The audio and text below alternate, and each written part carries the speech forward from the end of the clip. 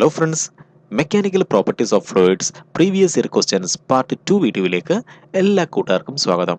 നമ്മൾ ഈ വീഡിയോയിൽ ഡിസ്കസ് ചെയ്യാൻ പോകുന്ന ഫസ്റ്റ് ക്വസ്റ്റ്യൻ ആണ് Derive Bernoulli's equation for the streamline flow of an incompressible fluid. So ഒരു ഇൻകംപ്രസിബിൾ ഫ്ലൂയിഡ് ആണെങ്കിൽ സ്ട്രീംലൈൻ ഫ്ലോ നടത്തുകയാണ്. അങ്ങനെയെങ്കിൽ ഈ ഫ്ലോയിലെ ബെർണോളിസ് ഇക്വേഷൻ ഡെറൈവ് ചെയ്യാനാണ് ക്വസ്റ്റ്യൻ. നമ്മൾ കഴിഞ്ഞ വീഡിയോയിൽ ബെർണോളിസ് ഇക്വേഷൻ ഡെറൈവ് ചെയ്തായിരുന്നു. അതുകൊണ്ട് നമ്മൾ വീണ്ടും ബെർണോളിസ് ഇക്വേഷൻ ഡെറൈവ് ചെയ്യുന്നില്ല. ഇനി നമുക്ക് ബി പാർട്ടിലേക്ക് വരാം. ഫിഗേഴ്സ് എ ആൻഡ് ബി, ഇതാണ് രണ്ട് ഫിഗർ, എ ഫിഗർ, ഇതാണ് B figure. Refer the study flow of an non viscous liquid. So ഒരു നോൺ വിസ്കസ് ലിക്വിഡ്, അതായത് വിസ്കോസിറ്റി ഇല്ലാത്ത ലിക്വിഡ് ആണെങ്കിൽ ഇങ്ങനെ ഒഴുകുകയാണ്. സോ ഇത് സ്റ്റഡി ഫ്ലോ ആണ്. അങ്ങനെയെങ്കിൽ which one of the following to figures is incorrect? ഏത് ഫിഗറാണ് തെറ്റായ ഫിഗർ? നമുക്കറിയാം ഇവിടുത്തെ ഏരിയ കൂടുതലാണ്, ഇവിടെ ഏരിയ കുറവാണ്, ഇത് വെഞ്ചുറിയാണ്, ശരിയല്ലേ? സോ വെഞ്ചുറിയിലാണെങ്കിൽ ഏരിയ കുറഞ്ഞു വരും. സോ ഇത്രയും ഭാഗത്ത് ഏരിയ കൂടുതലും ഇവിടുത്തെ ഏരിയ കുറവുമാണ്. ഇനി ഏരിയ കൂടിയ ഭാഗത്താണെങ്കിൽ, ഏരിയ കൂടുതലാണെങ്കിൽ നമുക്കറിയാം വെലോസിറ്റി അവിടെ എന്തായിരിക്കും? കുറവായിരിക്കും. കാരണം എന്താണ്? ഇക്വേഷൻ ഓഫ് കണ്ടിന്യൂറ്റി അനുസരിച്ച് area which is inversely proportional to velocity ആണ്. സോ ഏരിയ കൂടുമ്പോൾ വെലോസിറ്റി കുറവായിരിക്കും. ഇനി വെലോസിറ്റി കുറവാണെങ്കിലോ അവിടെ പ്രഷർ കൂടുതലായിരിക്കും. കാരണം എന്താണ്? ബെർണൂളിസ് തിയറം അനുസരിച്ച് വെലോസിറ്റി കുറയുന്നതനുസരിച്ച് പ്രഷർ കൂടും. സോ ഇവിടുത്തെ പ്രഷർ കൂടുതലാണ്. അങ്ങനെ പ്രഷർ കൂടുതലാണെങ്കിൽ നമുക്കറിയാം P which is equal to H rho G. So pressure കൂടുതലാണെങ്കിൽ ആരും കൂടണം? ഹൈറ്റും കൂടണം. സോ വെള്ളത്തിൻ്റെ ഹൈറ്റും കൂടണം. ഇവിടെ നോക്ക്, ഇവിടെ വെള്ളത്തിൻ്റെ ഹൈറ്റ് കൂടുതലല്ല, ഇവിടം വരെ ഉള്ളൂ, ശരിയല്ലേ? പക്ഷേ ഇവിടെയാണെങ്കിൽ വെള്ളത്തിൻ്റെ ഹൈറ്റ് കൂടുതലുമാണ്. സോ ഈ ഫിഗർ എന്താണ്? റോങ് ആയ ഫിഗറാണ്. ഇനി ഇത് നോക്ക്, ഇവിടെ വെള്ളത്തിൻ്റെ ഹൈറ്റ് കൂടുതലാണ്, കറക്റ്റാണ്. പ്രഷർ കൂടുന്നതനുസരിച്ച് വെള്ളത്തിൻ്റെ ഹൈറ്റ് കൂടണം. ഇനി ഇവിടെയാണെങ്കിൽ ഏരിയ കുറവാണ്, ഏരിയ കുറയുന്നതനുസരിച്ച് വെലോസിറ്റി കൂടും, വെലോസിറ്റി കൂടിയാൽ പ്രഷർ കുറയും, പ്രഷർ കുറഞ്ഞാൽ ഹൈറ്റ് കുറവായിരിക്കും. സോ ലിക്വിഡിൻ്റെ ഹൈറ്റ് ഇവിടെ കുറവുമായിരിക്കും. സോ ഈ ഫിഗർ ശരിയായ ഫിഗറാണ്. സോ എ ഫിഗറാണ് ഇൻകറക്റ്റ് ഫിഗർ. സോ എങ്ങനെയാണ് ഈ ക്വസ്റ്റ്യൻ ആൻസർ ചെയ്യേണ്ടത്? നമുക്കിനി അടുത്ത ക്വസ്റ്റ്യനിലേക്ക് പോകാം. അടുത്ത ക്വസ്റ്റ്യൻ ആണ് ഡിഫൈൻ ആംഗിൾ ഓഫ് കോണ്ടാക്ട്. എന്താണ് angle of contact? Angle of contact എന്നാൽ the angle that a tangent to a liquid surface at the point of contact makes with solid surface inside the liquid. So ഇവിടെയാണെങ്കിൽ നമ്മുടെ ഒരു desk ഉണ്ട്. ഡെസ്കിൻ്റെ മുകളിൽ നമ്മൾ ഒരു തുള്ളി വെള്ളം ഒഴിച്ചു. അപ്പോൾ ഡെസ്കിൻ്റെ മുകളിൽ ഒരു തുള്ളി ലിക്വിഡ് ഉണ്ട്. ഇത് നോക്കുക, ഇവിടെയാണെങ്കിൽ ഒരു ആംഗിൾ ഉണ്ടാകും. ഈ ആംഗിളിനെ വിളിക്കുന്ന പേരാണ് ആംഗിൾ ഓഫ് കോണ്ടാക്ട്. ഈ ആംഗിൾ എങ്ങനെ എടുക്കേണ്ടത്? ലിക്വിഡ് സർഫസിന് ടാൻജൻ്റ് ആയിട്ട് എടുക്കണം. സോ ലിക്വിഡ് സർഫസ് നമ്മൾ ടാൻജൻ്റ് വരച്ചു. ഈ ടാൻജൻ്റ് എവിടെ തട്ടും? ഈ സോളിഡ് സർഫസിൽ തട്ടും. സോ ലിക്വിഡിൻ്റെ ഫ്രീ സർഫസിൽ നമ്മൾ ടാൻജൻ്റ് വരച്ചു. ഈ ടാൻജൻ്റ് സോളിഡ് സർഫസിൽ ടച്ച് ചെയ്യും. അപ്പോൾ ഒരു ആംഗിൾ ഉണ്ടാവും, ശരിയല്ലേ? ഇതൊരു ആംഗിളാണ്, ഇത് മറ്റൊരു ആംഗിളാണ്. അങ്ങനെ രണ്ട് ആംഗിൾ ഉണ്ടാവും. പക്ഷേ ആംഗിൾ ഓഫ് കോണ്ടാക്ട് എപ്പോഴും ഇൻസൈഡ് ദ ലിക്വിഡ് ആണ് എടുക്കേണ്ടത്. സോ ആംഗിൾ ഓഫ് കോണ്ടാക്ട് എപ്പോഴും എങ്ങനെയായിരിക്കും? ഇൻസൈഡ് ദ ലിക്വിഡ് ആയിരിക്കും. ഇതാണ് തീറ്റ അഥവാ angle of contact. So solid സർഫസും ലിക്വിഡിൻ്റെ ഫ്രീ സർഫസിന് വരയ്ക്കുന്ന ടാൻജൻറ്റും മീറ്റ് ചെയ്യുമ്പോൾ ഉണ്ടാകുന്ന ആംഗിളാണ് ആംഗിൾ ഓഫ് കോണ്ടാക്ട്. ഇനി ഈ ആംഗിൾ ഓഫ് കോണ്ടാക്ടിന് സിഗ്നിഫിക്കൻസ് ഉണ്ട്. ഈ ആംഗിൾ ഓഫ് കോണ്ടാക്ട് 90 ഡിഗ്രിയേക്കാളും കൂടുതലാണെന്ന് കരുതുക. ഫോർ എക്സാമ്പിൾ, നമ്മളൊരു ഇലയിലാണെങ്കിൽ, ഒരു താമരയുടെ ഇലയിലാണെങ്കിൽ ഒരു തുള്ളി വെള്ളം ഒഴിച്ചു. സോ വെള്ളത്തിന് ഇങ്ങനെ ഷേപ്പായിരിക്കും, ശരിയല്ലേ? ഒരിക്കലും ഈ വെള്ളമാണെങ്കിൽ താമരയുടെ ഇലയെ നനയ്ക്കത്തില്ല. നോക്ക്, ഇവിടുത്തെ ആംഗിൾ ഓഫ് കോണ്ടാക്ട് എടുത്തു കഴിഞ്ഞാൽ ഈ ആംഗിൾ ഓഫ് കോണ്ടാക്ട് 90 ഡിഗ്രിയേക്കാളും കൂടുതലായിരിക്കും. സോ തീറ്റൻ്റെ വാല്യൂ എന്തായിരിക്കും? 90 ഡിഗ്രിയേക്കാളും കൂടുതലായിരിക്കും. അങ്ങനെയെങ്കിൽ ഒരിക്കലും ഈ ലിക്വിഡ് ആണെങ്കിൽ ഈ സർഫസിനെ നനയ്ക്കുവാൻ കഴിയത്തില്ല. ഇനിയാണെങ്കിൽ നമ്മൾ ഡെസ്കിലേക്ക് വെള്ളം ഒഴിച്ചു. ഡെസ്കിലേക്ക് വെള്ളം ഒഴിച്ചു കഴിഞ്ഞാൽ വെള്ളത്തിന് തുള്ളി എന്ത് ചെയ്യും? ഈ ഷേപ്പിലായിരിക്കും കാണപ്പെടുന്നത്. അങ്ങനെയെങ്കിൽ ഇവിടുത്തെ ആംഗിൾ ഓഫ് കോണ്ടാക്ട് 90 ഡിഗ്രിയേക്കാളും ചെറുതായിരിക്കും, ശരിയല്ലേ? അപ്പോൾ 90 ഡിഗ്രി വലുതാണ്, ആംഗിൾ ഓഫ് കോണ്ടാക്ട് 90 ഡിഗ്രിയേക്കാളും ചെറുതാണ്. അങ്ങനെയെങ്കിൽ ഈ വെള്ളത്തിന് ഈ സർഫസിനെ നനയ്ക്കുവാൻ കഴിയും. മനസ്സിലായോ? ഇതാണ് ആംഗിൾ ഓഫ് കോണ്ടാക്ടിൻ്റെ സിഗ്നിഫിക്കൻസ്. ഇനി ബി പാർട്ടാണ് waterproofing agents are added to create a dash large or small angle of contact between water and fibres. So തുണിയിലാണെങ്കിൽ നമ്മൾ വാട്ടർ പ്രൂഫിംഗ് ഏജൻറ്റ് ആഡ് ചെയ്യുകയാണ്. സോ ഒരു റെയിൻ കോട്ട് ഉണ്ടാക്കാൻ പോവുകയാണ്. Rain coat ഉണ്ടാക്കാൻ വേണ്ടി നമ്മൾ ഫൈബറിനകത്ത്, തുണിക്കകത്ത് എന്ത് ചെയ്യും? കുറച്ച് വാട്ടർ പ്രൂഫിംഗ് ഏജൻറ്റിനെ ആഡ് ചെയ്യും, കുറച്ച് കെമിക്കൽ ആഡ് ചെയ്യും. ഇതിൻ്റെ ഫലമായിട്ട് വെള്ളത്തിനൊരിക്കലും ഈ തുണിയെ നനയ്ക്കുവാൻ കഴിയില്ല. ശരിയല്ലേ? സോ അങ്ങനെയെങ്കിൽ നമുക്കറിയാം ആംഗിൾ ഓഫ് കോണ്ടാക്ട് 90 ഡിഗ്രിയേക്കാളും കൂടുതലായിരിക്കണം. So water proofing agents add ചെയ്യുമ്പോൾ എന്ത് സംഭവിക്കും? ആംഗിൾ ഓഫ് കോണ്ടാക്ട് കൂടും, അത് 90 ഡിഗ്രിയേക്കാളും കൂടും. സോ ആൻസർ ലാർജ് ആണ് ആൻസർ. ഇനി സി പാർട്ട് ഒരു പ്രോബ്ലമാണ്. Calculate the excess of pressure inside an air bubble of radius 1 millimeter formed just below the free surface of water. Given surface tension of water 72 into 10 raised to minus 3 Newton per meter. So ഇവിടെയാണെങ്കിൽ ഒരു ബീക്കറുണ്ട്, ബീക്കറിനകത്ത് ലിക്വിഡുണ്ട്. ലിക്വിഡിൻ്റെ free surface ആണിത്. ഈ free സർഫസിൻ്റെ തൊട്ട് താഴെയാണെങ്കിൽ ഒരു air bubble ഉണ്ട്. ഇതിൻ്റെ radius എന്ന് പറയുന്നത് r which is equal to 1 mm ആണ്. ഇനിയാണെങ്കിൽ സർഫസ് ടെൻഷൻ്റെ വാല്യൂ ഉണ്ട് s which is equal to 72 into 10 raise to minus 3 newton per metre ആണ്. ഇനി റേഡിയസ് ആണ്, നമുക്കതിനെ മീറ്ററിലേക്ക് മാറ്റാം. 1 into 10 raise to minus 3 metre. ഇനി ക്വസ്റ്റ്യൻ ആണ് what is the excess pressure. So excess pressure delta P which is equal to P inside minus P outside which is equal to 2s divided by R ആണ്. So air bubble എന്ന് പറയുമ്പോൾ ഇതെന്താണ്? ക്യാവിറ്റിയാണ്. So ക്യാവിറ്റിക്ക് ഒരൊറ്റ surface മാത്രമേ ഉള്ളൂ. So ക്യാവിറ്റിക്ക് ഒരൊറ്റ സർഫസേ ഉള്ളൂ, അതുകൊണ്ടാണ് നമ്മൾ 2s എടുത്തത്. അല്ല, ഈ ബബിൾ ആണെങ്കിൽ പുറത്തായിരുന്നെങ്കിലോ അതിന് 2 സർഫസ് വന്നേനെ. ശരിയല്ലേ? നോക്ക്, ഇത് ഇൻസൈഡ് സർഫസ് ആണ്, ഇത് ഔട്ട്സൈഡ് സർഫസ് ആണ്. അപ്പോൾ 4s ഡിവൈഡ് ബൈ r എന്ന് വന്നേനെ. സോ ഇത് വെറും ഒരു ബബിൾ ആയിരുന്നെങ്കിൽ 4s ഡിവൈഡ് ബൈ r എന്ന് വന്നേനെ. പക്ഷേ ക്വസ്റ്റ്യൻ പറഞ്ഞിട്ടുണ്ട് ഇത് എവിടെയാണ് ഇരിക്കുന്നത്? വെള്ളത്തിൻ്റെ അടിയിലാണ്, ഫ്രീ സർഫസിൻ്റെ തൊട്ട് താഴെയാണ്. അങ്ങനെയെങ്കിൽ ഇതെന്താണ്? ഒരു ക്യാവിറ്റിയാണ്. എയർ ബബിൾ എന്ന് പറഞ്ഞത് നമ്മൾ തെറ്റിക്കാൻ വേണ്ടിയാണ്. ആക്ച്വലി ഇതൊരു ക്യാവിറ്റിയാണ്. സോ ക്യാവിറ്റിക്ക് ഒരൊറ്റ സർഫസ് മാത്രമേ ഉള്ളൂ, അതുകൊണ്ട് നമ്മൾ എടുക്കണം 2s divide by r which is equal to 2 into എസിൻ്റെ വാല്യൂ എത്രയാണ്? 72 into 10 raise to minus 3 divide by r എത്രയാണ്? 10 raise to minus 3 which is equal to 10 raise to minus 3 10 raise to minus 3 ക്യാൻസലായി പോകും. 144 newton per metre square. So ഇത്രയുമാണ് excess പ്രഷറിൻ്റെ answer. So ഇങ്ങനെയാണ് ഈ question answer ചെയ്യേണ്ടത്. ഇനി നമുക്ക് അടുത്ത ക്വസ്റ്റ്യനിലേക്ക് പോകാം. For a liquid gas interface, the convex side has a high pressure than the concave side. So ഇവിടെയാണെങ്കിൽ എൻ്റെ കയ്യിൽ ഒരു ചെറിയ ഗ്ലാസ് ഉണ്ട്. ഈ ഗ്ലാസ്സിനകത്താണെങ്കിൽ ഞാൻ ലിക്വിഡ് എടുക്കാൻ പോവുകയാണ്. ഞാൻ ആദ്യം വാട്ടർ എടുക്കാൻ പോവുകയാണ്. സോ വാട്ടർ എടുത്ത് എന്ത് ചെയ്യും? ഇവിടുത്തെ ഉപരിതലം എന്ന് പറയുന്നത്, ഇവിടുത്തെ മെനിസ്കസ് എന്ന് പറയുന്നത് ഇങ്ങനെ കോൺകേവ് ഷേപ്പ് ആയിരിക്കും. അതിൻ്റെ കാരണം എന്താണ്? ഇവിടുത്തെ പ്രഷർ കൂടുതലാണ്, ഔട്ട്സൈഡ് പ്രഷർ കൂടുതലാണ്, ഇൻസൈഡ് പ്രഷർ കുറവാണ്. അതുകൊണ്ടാണ് ഇങ്ങനെ പിടിച്ച് ഞെക്കിയത്. അതുകൊണ്ടാണ് ഇങ്ങനെ ഒരു കോൺകേവ് സൈഡ് ഉണ്ടായത്. ഇനിയാണെങ്കിൽ ഇതിന് പകരം നമ്മൾ എടുക്കുന്നത് മെർക്കുറി ആണെങ്കിലോ, വാട്ടറിന് പകരം നമ്മൾ മെർക്കുറി എടുക്കുന്നതെങ്കിൽ മെർക്കുറിക്ക് ഇങ്ങനെയായിരിക്കും അതിൻ്റെ ഉപരിതലം കാണപ്പെടുന്നത്. സോ അതായത് ഇൻസൈഡ് പ്രഷർ എന്തായിരിക്കും? കൂടുതലും, ഔട്ട്സൈഡ് പ്രഷർ എന്തായിരിക്കും? കുറവുമായിരിക്കും. കാര്യം മനസ്സിലാവുന്നുണ്ടോ? അതുകൊണ്ടാണ് ഇങ്ങനെ ഒരു കോൺവെക്സ് സർഫസ് ഉണ്ടായത്. സോ ഈ സർഫസ് ആണ് കോൺവെക്സ്, ഇതാണ് കോൺകേവ്. ഒരു ഗുഹ പോലെ ഇരിക്കുകയാണ്, ശരിയല്ലേ? ആണ് കോൺകേവ് എന്ന് പറയുന്നത്. സോ നമ്മൾ പുറത്തുനിന്ന് നോക്കേണ്ടത് ഇത് കോൺകേവ്, ഇത് കോൺവെക്സ്. സോ കോൺകേവ് സർഫസിൻ്റെ പ്രഷർ എന്ന് പറഞ്ഞാൽ അകത്തുള്ള പ്രഷർ എങ്ങനെയായിരിക്കും? കുറവായിരിക്കും. പക്ഷെ കോൺവെക്സ് സർഫസിലാണെങ്കിലോ അകത്തുള്ള പ്രഷർ കൂടുതലായിരിക്കും. ഇനി എ പാർട്ടാണ് derive an expression for excess pressure inside a drop. ഇവിടെയാണെങ്കിൽ എൻ്റെ കയ്യിലൊരു ഡ്രോപ്പ്ലെറ്റ് ഉണ്ട്. നമുക്കറിയാം ഡ്രോപ്പ്ലെറ്റിനാണെങ്കിൽ ഒരു സർഫസ് ഉണ്ട്, അവിടെ സർഫസ് ടെൻഷൻ ഉണ്ട്. സോ ഇവിടുത്തെ മോളിക്യൂൾസിന് ടെൻഷൻ ഉണ്ട്, അകത്തേക്ക് പിടിച്ച് വലിഞ്ഞു നിൽക്കാൻ നോക്കും. സോ സർഫസിൽ ഒരു ടെൻഷൻ ഉണ്ട്, ഒരു സ്ട്രെച്ച്ഡ് മെംബ്രെയിൻ പോലെ ഈ സർഫസ് ആക്ട് ചെയ്യും. അതിൻ്റെ ഫലമായിട്ട് അകത്തെ മോളിക്യൂൾസിലേക്ക് വലിയ പ്രഷർ ആക്ട് ചെയ്യുകയും അകത്തെ പ്രഷറിൻ്റെ വാല്യൂ കൂടുകയും ചെയ്യും. സോ ഇൻസൈഡ് പ്രഷർ ഔട്ട്സൈഡ് പ്രഷറിനേക്കാളും കൂടുതലായിരിക്കും. മനസ്സിലാവുന്നുണ്ടോ? സോ സർഫസിലുള്ള മോളിക്യൂൾസിന് ടെൻഷൻ ഉണ്ട്, സർഫസ് ടെൻഷൻ ഉണ്ട് അകത്തേക്ക്. അതിൻ്റെ ഫലമായിട്ട് അകത്തെ പ്രഷറിൻ്റെ വാല്യൂ കൂടുതലായിരിക്കും പുറത്തേക്കാളും. So there will be an extra pressure അല്ലെങ്കിൽ എക്സസ് പ്രഷർ.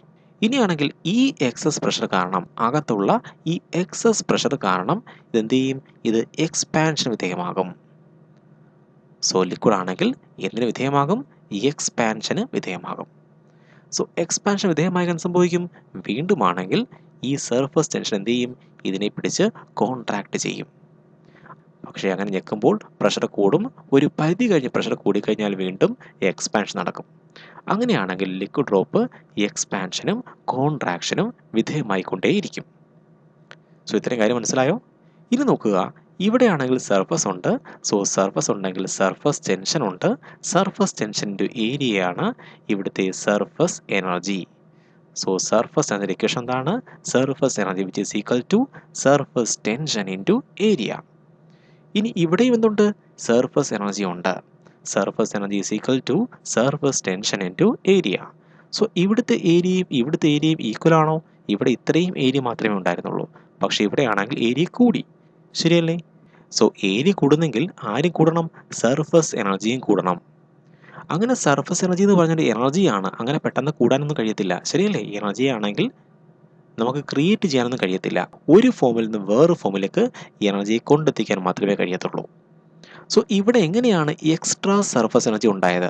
ഇവിടുത്തെ സർഫസ് എനർജി കുറവായിരുന്നു, ഇവിടെ കുറച്ച് എക്സ്ട്രാ സർഫസ് എനർജി അധികം കിട്ടി, ശരിയല്ലേ? ഏരിയ കൂടിയതിൻ്റെ ഫലമായിട്ട് എക്സ്ട്രാ സർഫസ് എനർജി കിട്ടി.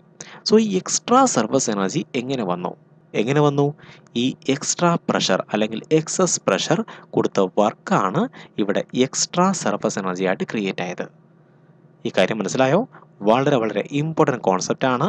നമ്മുടെ ഈ ഡെറിവ് ചെയ്യാൻ ആവശ്യമായ ഏറ്റവും പ്രധാനപ്പെട്ട കോൺസെപ്റ്റാണ്. എന്താണ്? ഈ എക്സസ് പ്രഷർ ചെയ്ത വർക്കാണ് ഇവിടുത്തെ ഈ എക്സ്ട്രാ സർഫസ് എനർജി ഉണ്ടാവാൻ കാരണം. ഇവിടുത്തെ സർഫസ് എനർജി മൈനസ് ഇവിടുത്തെ സർഫസ് എനർജി, അതാണ് എക്സ്ട്രാ സർഫസ് എനർജി. ഈ എക്സ്ട്രാ സർഫസ് എനർജി എവിടെ നിന്നാണ് ഉണ്ടായത്? ഈ എക്സസ് പ്രഷർ ഉണ്ടാക്കിയ വർക്കാണ്. സോ നമുക്ക് പറയാം, സോ എക്സ്ട്രാ സർഫസ് എനർജി ഉണ്ടാകാൻ കാരണം എന്താണ്? Work done by excess പ്രഷറാണ്.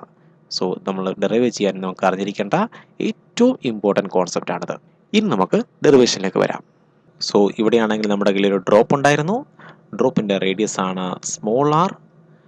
ഇവിടുത്തെ പ്രഷറാണ്, അകത്തെ പ്രഷറാണ് പി ഐ, പുറത്തെ പ്രഷറാണ് പി ഔട്ട്സൈഡ്. സോ എക്സസ് പ്രഷറാണ് delta P which is equal to P inside minus P outside. ശരിയാണോ? സോ ഇതാണ് എക്സസ് പ്രഷർ. ഈ എക്സസ് പ്രഷർ കാരണം ഇത് വർക്ക് ചെയ്യും. സോ ഇവിടെയാണെങ്കിൽ ഇതിൻ്റെ വോളിയം കൂടും. നേരത്തെ ആർ ആണെങ്കിൽ ഇത് ആർ പ്ലസ് ഡെൽറ്റ ആർ ആയിട്ട് മാറി. So delta R displacement increase ചെയ്തു. നമുക്കറിയാം work which is equal to, നമ്മൾ ആദ്യം കണ്ടുപിടിക്കാൻ പോകുന്നത് വർക്ക് ഡൺ ബൈ എക്സസ് പ്രഷറാണ്. Work which is equal to force in to displacement. എത്രയാണ് അധികം കൂടിയത്? Delta R. So delta R ആണ് ഡിസ്പ്ലേസ്മെൻറ്റ് നടന്നത്. സോ ഇവിടുന്ന് ഡെൽറ്റ ആറും കൂടെ കൂടി. സോ അതിൻ്റെ ഫലമായിട്ട് ഇങ്ങനെ വന്നു. കാര്യം മനസ്സിലായോ? ഇനി ഫോഴ്സിനെ മാറ്റണം. നമുക്കറിയാം force divide by area which is equal to പ്രഷറാണ്. സോ ഇവിടുത്തെ പ്രഷർ എന്താണ്? Excess pressure. നമുക്കതിനെ പറയാം force which is equal to area into excess pressure. So excess pressure into area എന്ന് പറയും. സോ ഇവിടുത്തെ ഫോഴ്സാണ്, എക്സസ് പ്രഷർ ഉണ്ടാക്കിയ ഫോഴ്സാണ് delta P into A. So work which is equal to, ഫോഴ്സിന് പകരം പറയാം delta P excess pressure into A. Area എന്ന് എന്താണ്? ഇവിടുത്തെ ഏരിയ എത്രയാണ്? സ്പിയറിൻ്റെ ഏരിയ ആണ് 4πr². സോ ഇതാണ് ഇനിഷ്യൽ ഏരിയ എന്ന് പറയുന്നത്. ഇൻറ്റു ഇവിടെ എന്തുണ്ട്? ഡെൽറ്റ ആർ ഉണ്ട്. സോ ഇതാണ് work done by excess pressure. So ഇതാണ് നമ്മുടെ ഇക്വേഷൻ നമ്പർ 1. ഈ വർക്ക് എന്തിനാണ് ഉപയോഗിച്ചത്? ഇതിൻ്റെ എക്സ്ട്രാ സർഫസ് എനർജി ഉണ്ടാക്കാനാണ്. സോ എക്സ്ട്രാ സർഫസ് എനർജി എന്ന് പറഞ്ഞു കഴിഞ്ഞാൽ final surface energy minus initial surface എനർജിയാണ്. ശരിയാണോ? ഇവിടുത്തെ സർഫസ് ടെൻഷൻ കോൺസ്റ്റൻ്റ് ആണ്. സോ നമുക്ക് പറയാം ഇവിടുത്തെ സർഫസ് ഏരിയ എന്ന് പറഞ്ഞാൽ A2 ആണ്, ഇവിടുത്തെ സർഫസ് ഏരിയ A1 ആണ്. അങ്ങനെയെങ്കിൽ extra surface energy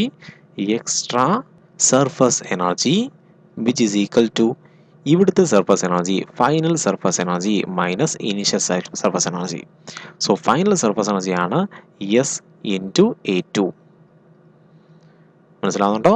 minus initial surface എനർജിയാണ് എസ് ഇൻറ്റു A1. ഇനി എസ് എന്ന് മാത്രം പറയാൻ കാരണം സർഫസ് ടെൻഷൻ ഒരു കോൺസ്റ്റൻ്റ് ആണ്. ലിക്വിഡ് എടുത്തു കഴിഞ്ഞാൽ അതിൻ്റെ സർഫസ് ടെൻഷൻ എപ്പോഴും ഒരു കോൺസ്റ്റൻ്റ് ആയിരിക്കും. സോ വാട്ടർ ആണെങ്കിൽ അതിനൊറ്റ സർഫസ് ടെൻഷൻ മാത്രമേ കാണത്തുള്ളൂ. ഇനിയാണെങ്കിൽ ഇവിടുന്ന് സർഫസ് ടെൻഷൻ കോമൺ എടുക്കാം. അങ്ങനെയെങ്കിൽ നമുക്ക് കിട്ടും final area minus initial area. ശരിയല്ലേ? So extra surface energy which is equal to എന്താണ്? Surface tension into final area minus initial area which is equal to S into final area എത്രയാണ്? 4 π r plus delta R ആണ്. ശരിയല്ലേ? So R plus delta R the whole square. So ഇതാണ് 4 π r square. ഇനി minus initial surface area എത്രയാണത്? 4 π r square ആണ്. So 4 π r square. ഇവിടെ നമുക്ക് ആരെ കോമൺ എടുക്കാം? 4 π ഉണ്ട്. സോ നമുക്ക് സർഫസ് ടെൻഷൻ ഇൻറ്റു 4 π കോമൺ എടുക്കാം. ഇനി അകത്ത് ആരെ കൊണ്ട്?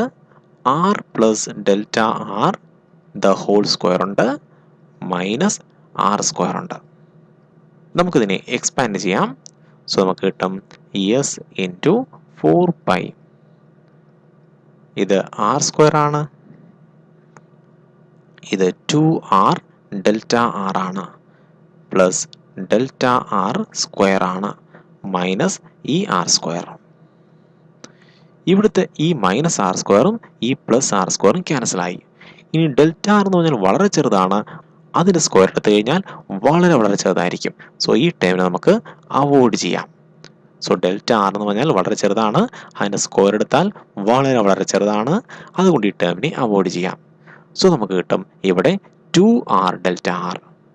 സോ ഈ 2 ഇവിടെ മൾട്ടിപ്ലൈ ചെയ്യാം, അപ്പോൾ 8 എന്നാവും. സോ ആൻസർ 8 π ഉണ്ട്, നമ്മൾ അതുപോലെ എഴുതി. ഇനി ആരുണ്ട്? എസ് ഉണ്ട്, ആർ ഡെൽറ്റ ആർ ഉണ്ട്. സോ ഇതാണ് എക്സ്ട്രാ സർഫസ് എനർജി എന്ന് പറയുന്നത്. സോ ഇത്രയും എക്സ്ട്രാ സർഫസ് എനർജി ആരാണ് ക്രിയേറ്റ് ചെയ്തത്? ഈ വർക്കാണ് ക്രിയേറ്റ് ചെയ്തത്. സോ നമുക്ക് പറയാം ഈ വർക്ക് ഇത് രണ്ടും ഈക്വൽ ആണ്. ശരിയല്ലേ? സോ ഈ വർക്ക് ഇതാണ് delta P into 4 π r square delta R which is equal to 8 π S delta R into R. ഇനി നോക്ക്, ഈ ആറും ഇവിടുത്തെ ഒരു ആറും ക്യാൻസലായി, ഈ ഡെൽറ്റയും ഈ ഡെൽറ്റ ആറും ക്യാൻസലായി, ഈ പൈയും ഈ പൈയും ക്യാൻസലായി, ഈ 4ഉം ഈ 8ഉം ക്യാൻസലായി. സോ 2 കിട്ടും. സോ നമുക്ക് ആൻസർ കിട്ടും delta P extra pressure which is equal to 2s divide by ഈ ആർ ഇവിടെ വരുമ്പോൾ ഡിവൈഡ് ബൈ ആർ എന്ന് വരും. ശരിയാണോ? സോ ഇതാണ് extra pressure inside a liquid ഡ്രോപ്പിൻ്റെ ഡെറിവേഷൻ. ഇനി ഇതിൻ്റെ ബി പാർട്ട് ക്വസ്റ്റ്യൻ ആണ്, which is better washing of cloth in a cool soap water or warmy soapy water? Why? So cool soap വാട്ടറിലാണോ അതോ വാം സോപ്പ് വാട്ടറിലാണോ ഒരു തുണി അലക്കുമ്പോൾ ഏറ്റവും കൂടുതൽ വൃത്തിയാകുന്നത്? നമുക്കറിയാം തുണിയിലാണെങ്കിൽ ഓയിലി ഡേർട്ട് അടിഞ്ഞിരിക്കും. ഇത് ഓയിലിയാണ്, അതുകൊണ്ട് വെള്ളത്തിന് ഒരിക്കലും ഇതിനെ നനയ്ക്കുവാൻ കഴിയത്തില്ല. സോ ആംഗിൾ ഓഫ് കോണ്ടാക്റ്റ് വളരെ കൂടുതലായിരിക്കും. സോ നമുക്ക് വേണ്ടുന്നത് ആംഗിൾ ഓഫ് കോണ്ടാക്റ്റിനെ കുറയ്ക്കണം. സോ ആംഗിൾ ഓഫ് കോണ്ടാക്റ്റ് കുറച്ച് കഴിഞ്ഞാൽ ഉറപ്പായിട്ടും വെള്ളത്തിന് ഈ അഴുക്കിനെ നനയ്ക്കുവാൻ കഴിയും. അതിൻ്റെ ഫലമായിട്ട് അഴുക്ക് ഈ തുണിയിൽ നിന്നും ഇറങ്ങിപ്പോകും. മനസ്സിലാവുന്നുണ്ടോ? ആംഗിൾ ഓഫ് കോണ്ടാക്റ്റ് കുറയ്ക്കാനായിട്ട് എന്ത് കുറയ്ക്കണം? സർഫസ് ടെൻഷനെ കുറയ്ക്കണം. സോ ഡിറ്റർജൻറ്റ് ആഡ് ചെയ്യുന്നതിന് വേണ്ടിയാണ്, സർഫസ് ടെൻഷൻ കുറയ്ക്കാൻ വേണ്ടിയാണ്. സർഫസ് ടെൻഷൻ കുറയ്ക്കുന്നതിൻ്റെ ഫലമായിട്ട് ആംഗിൾ ഓഫ് കോണ്ടാക്റ്റ് കുറയുകയും അതിൻ്റെ ഫലമായിട്ട് ഈ അഴുക്കിനെ വെള്ളത്തിന് നനയ്ക്കുവാൻ കഴിയുകയും ചെയ്യും. അല്ലെങ്കിൽ പറയാം, ഈ ഡേർട്ടും അതുപോലെ വാട്ടർ മോളിക്യൂളും തമ്മിലുള്ള ഒരു ഏജൻ്റായിട്ട് ആര് വർക്ക് ചെയ്യും? നമ്മുടെ ഡിറ്റർജൻറ്റ് മോളിക്യൂള് വർക്ക് ചെയ്യും. സോ അങ്ങനെ ഡിറ്റർജൻറ്റ് മോളിക്യൂളിൻ്റെ സഹായത്തോടു കൂടി ഈ വാട്ടർ മോളിക്യൂളിന് ഡേർട്ടിനെ ക്യാച്ച് ചെയ്യാൻ പറ്റും. സോ നമുക്ക് ഇങ്ങനെ രണ്ട് രീതിയിലും പറയാം. ഇനി നമ്മുടെ ക്വസ്റ്റ്യനാണ്, ചൂടുവെള്ളത്തിലാണോ തണുത്ത വെള്ളത്തിലാണോ തുണി അലക്കുമ്പോൾ ഏറ്റവും കൂടുതൽ വൃത്തിയാകുന്നത്? നമുക്കറിയാം ചൂടുവെള്ളത്തിലാണ്. എന്തുകൊണ്ടാണ്? ചൂടുവെള്ളത്തിൻ്റെ സർഫസ് ടെൻഷൻ വീണ്ടും കുറയും. സോ വാട്ടർ ഹീറ്റാക്കി കഴിഞ്ഞാൽ, ചൂടാക്കി കഴിഞ്ഞാൽ അതിൻ്റെ സർഫസ് ടെൻഷൻ കുറയും. സോ സർഫസ് ടെൻഷൻ കുറഞ്ഞു കഴിഞ്ഞാൽ കൂടുതൽ ഡിറ്റർജൻ്റ് ആവശ്യമില്ല. പെട്ടെന്നാണെങ്കിൽ വാട്ടർ മോളിക്യൂൾസിന് ഡേർട്ട് മോളിക്യൂൾസിനെ വെറ്റ് ചെയ്യാൻ കഴിയും. അതിൻ്റെ ഫലമായിട്ട് അഴുക്ക് ഇളകിപ്പോകും. സോ ആൻസർ അതാണ്, വാമി സോപ്പ് വാട്ടറിലാണ് തുണി അലക്കുവാൻ ഏറ്റവും കൂടുതൽ എളുപ്പം. കാരണം എന്താണ്? വെള്ളം വാം ആയിരിക്കുമ്പോൾ ഉറപ്പായിട്ടും സർഫസ് ടെൻഷൻ്റെ വാല്യൂ കുറവായിരിക്കും, ആംഗിൾ ഓഫ് കോണ്ടാക്റ്റ് കുറവായിരിക്കും. അതിൻ്റെ ഫലമായിട്ട് വാട്ടർ മോളിക്യൂളിന് ഡേർട്ട് മോളിക്യൂളിനെ വെറ്റ് ചെയ്യാൻ സാധിക്കും. സോ ഇങ്ങനെയാണ് ഈ ക്വസ്റ്റ്യൻ ആൻസർ ചെയ്യേണ്ടത്. സോ ഇതോടുകൂടിയാണെങ്കിൽ ഞാൻ ഈ വീഡിയോ ഇവിടെ വൈൻഡപ്പ് ചെയ്യാൻ പോവുകയാണ്. കൂടുതൽ ടോപ്പിക്സുമായി നമുക്ക് അടുത്ത വീഡിയോയിൽ കാണാം. Have a nice study. By.